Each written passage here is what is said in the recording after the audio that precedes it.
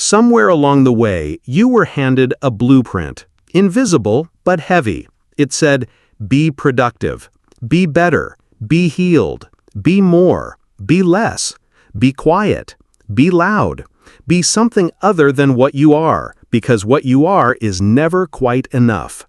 You didn't ask for it. No one handed it to you explicitly, but you absorbed it through glances, expectations, half-sentences. You heard it in the way people praised busy, in the way silence made others uncomfortable, in the way being not okay was always something to fix, not something to honor. So now, even on the weekends, when your body tries to rest, your mind doesn't let it. There's a script still playing, a checklist humming in the background, a soft, persistent ache in your chest that says you're falling behind. Maybe behind your potential, maybe behind others, maybe behind who you were supposed to be by now. But what if none of that is true? What if today, just today, you're not behind? You're not broken. You're not failing to measure up. You're simply tired. And being tired doesn't mean you're weak. It just means you've been carrying too much for too long without a pause. This weekend, what if your pause is not a break from improvement, but a quiet rebellion against the need to be improved? What if you could be someone without needing to become something?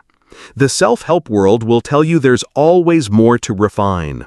There's a better version of you just one habit away, one ritual, one 5 a.m. morning, one cold plunge, one 30-day challenge. And sure, some of those things are beautiful, but so is this, sitting in your own company without needing to justify it. You don't have to have a reason to rest. You don't need to earn a slow morning. You don't need to turn every emotion into a lesson or every afternoon into a productivity sprint. You're allowed to exist without explaining, to feel without fixing, to breathe without achieving. When was the last time you sat on the edge of your bed and simply existed?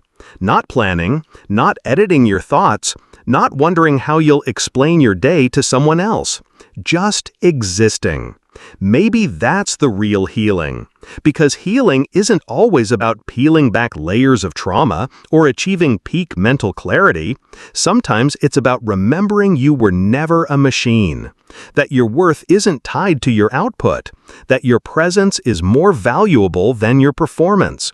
This weekend, give yourself permission to disappoint your perfectionism.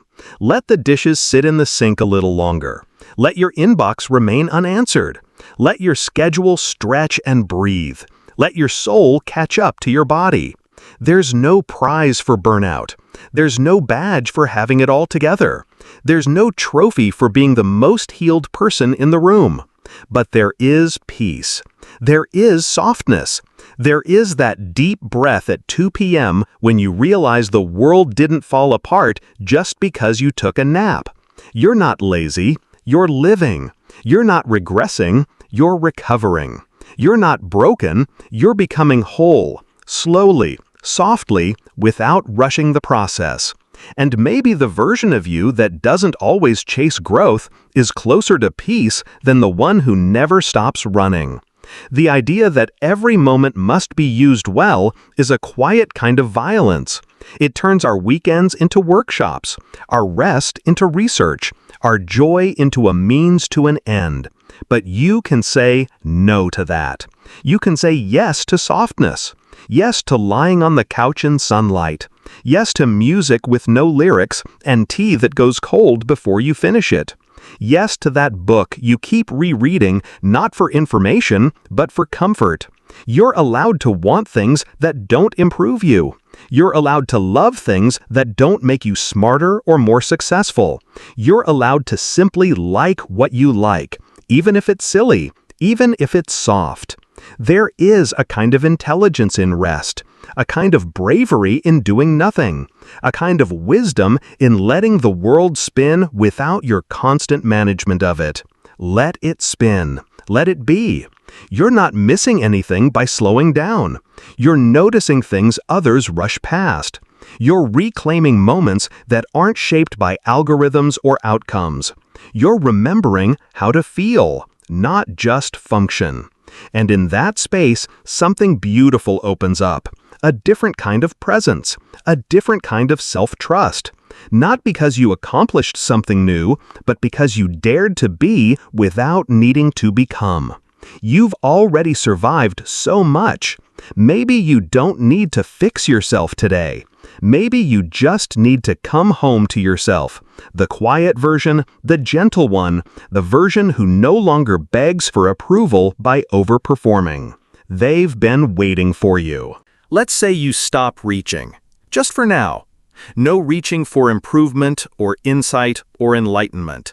No mental checklists while you rest. No performance metrics applied to your well-being. What happens? At first, maybe discomfort. Stillness is unfamiliar. It's like a room that echoes too loudly once the music stops. That inner voice, the one you've trained to monitor every part of you, gets louder. It starts offering reminders. You didn't finish that book. You haven't called your mom back. You should go for a run. You're wasting your time again. It's okay. Let it talk. That voice is not your enemy. It was shaped by a world that equates movement with meaning. It learned early that being still meant being left behind. That relaxing made you fall behind. And falling behind meant being forgotten. That doing nothing meant being nothing. But you're older now. You get to choose which voices stay and which ones soften. You get to respond with curiosity instead of compliance. You can say, I hear you, but we're resting now, and mean it. It's not easy. This is countercultural. The world has no patience for those who do not rush. But then again, healing rarely happens at full speed. And clarity doesn't yell. It arrives quietly, often in the moments you stop trying to summon it. You'll notice, maybe, how your breathing changes when you let go. How shallow it's been. How long it's been since you sighed for no reason but relief. You'll notice you've been clenching your jaw again, holding your stomach in, crossing your arms like armor. Your body has been bracing for everything. What if it didn't have to? What if the safest place in the world wasn't somewhere far off, not a future where everything is fixed, but right here, in this exact, imperfect version of you? That's not the version social media celebrates. The messy, unmotivated one. The version still healing, still trying, still unsure. The one who forgets to reply, who makes cereal for dinner, who cancels plans because their soul is overstimulated. But that version deserves just as much compassion, maybe more. They're the one who's still showing up even without applause. They're the one who got you through the week. And maybe, if you let them rest, if you stop demanding their constant growth, you'll see something new in them. Something honest, something soft, something brave.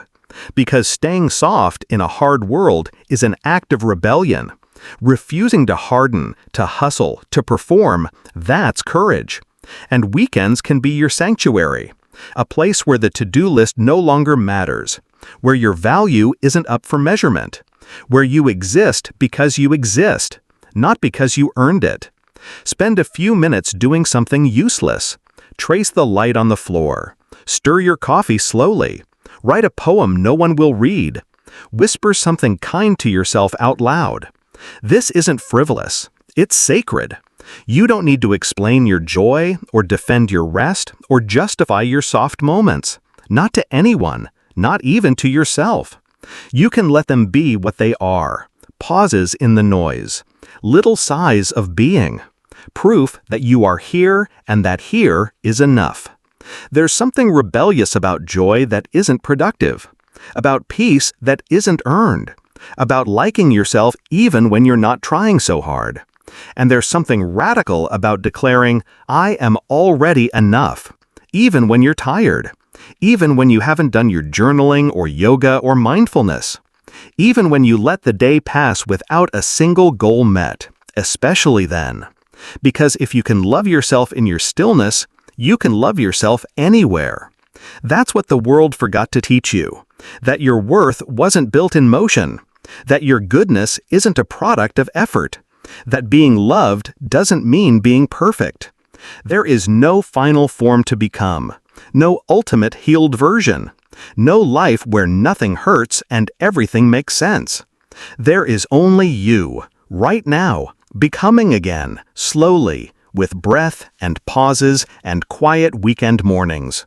You can forgive yourself for needing more rest than others, for not being the most ambitious, for choosing small joys over big dreams. You can forgive yourself for being human in a world that asks you to be machine. And maybe, if you keep doing that, you'll find your way back, not to the you that once performed for love, but to the one who never had to, the one underneath the productivity, the one who doesn't need fixing, the one who was always there, just waiting to be trusted again. You'll be tempted, even after all this, to measure the weekend, to ask, did I use it well? Did I feel better? Did I finally reset? But maybe the deepest healing isn't loud or visible. Maybe it doesn't show up in your mood tracker. Maybe it's the absence of panic when you wake up late, the soft sigh instead of the clenched jaw, the simple decision to skip the mirror because you're not checking for flaws today. Maybe that's what it looks like to stop fixing.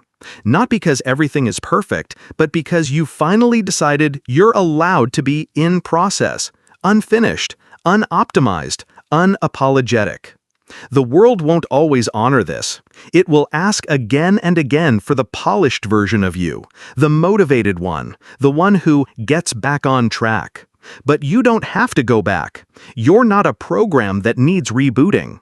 You're a person, a presence, a breathing thing that changes and softens and breaks sometimes. And you're allowed to. Let this weekend remind you. You don't owe anyone a version of yourself that exhausts you.